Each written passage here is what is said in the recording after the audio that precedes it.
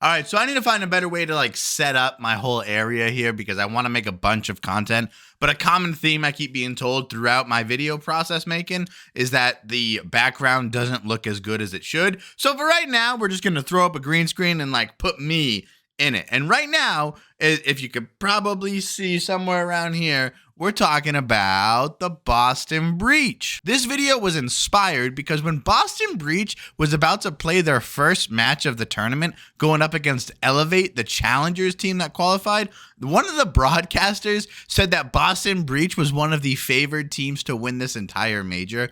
And I don't even have the words to describe my jaw. The only thing I can think of is, you know, in The Mask when Jim Carrey's jaw hits the floor, like that's what was going. That's literally what happened to me at my desk when they said that. Who? I'm an owl. Who thought Boston Breach had a good chance at winning this? Maybe in week one. You know, maybe in weekend one when they were 2-0, looking like the best team in the league.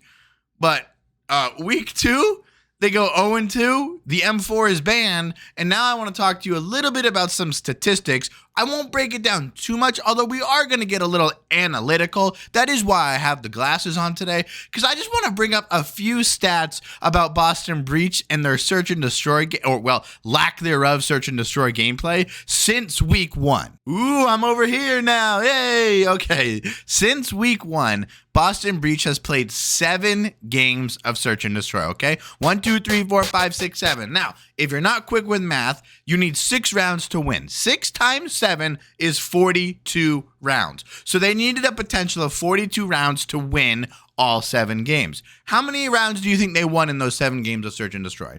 Go ahead, take your time. No, you want me to tell you? 22, okay? Just barely over half of the games they needed to win all 7 games, they won, okay? Now, I know what you're thinking. That's like kind of a weird stat. Doesn't make much sense. And it's true. How many rounds do you think they lost? 37.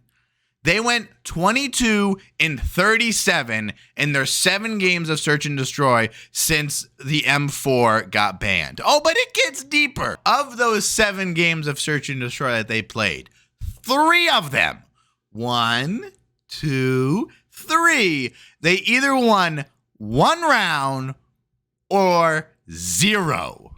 Now, to me, it's not rocket science. It's really not anything bigger than they were the best team with the M4. They were the team that was advocating to keep the M4 after week 1 the hardest. The M4 got banned. They then lose. Now, again, when it comes to analytics and statistics, especially in video games, you can really make a case for it either way, and you can really justify any statistic that you want to talking about any team. However, the last thing I did want to talk about is in their elimination match, their match to leave the entire major, going up against Vegas Legion, the meme team of 2021-22, and the team that everyone has as their lowest rated team. They played 2 full games of search and destroy and won a combined 1 round. Now, Awakening, who's arguably their best player in search and destroy, did not play in this match. However, against Vegas, 1 round against a team that was 2-0 at the start of the season? Oh my gosh. And we'll just finish with a few stats between the Vegas Legion and the Boston Breach search and destroy.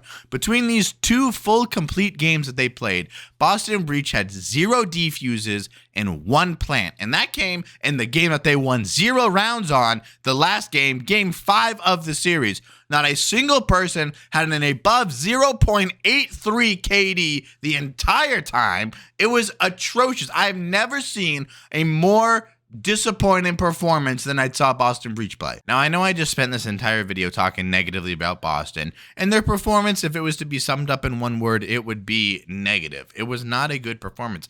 However, this video really only came to be because of the caster who said that the Boston Breach had a chance of winning the entire major. But my distaste for the casters and the whole surrounding CDL coverage team is for another video, because I really don't want to talk so bad about individual people. but the people who they're allowing to cast these games or give opinions about things that with minimal research, like hopefully I just proved in this video, you could sound a little bit less like you have no idea what you're talking about. And with the new watch party hosts being announced, and it's going to be 10 content creators and 8 of them never play multiplayer, I'm super excited to see bedroom Warzone warriors watch Call of Duty and try to act. How come that player didn't put on plates in the middle of a search and destroy game?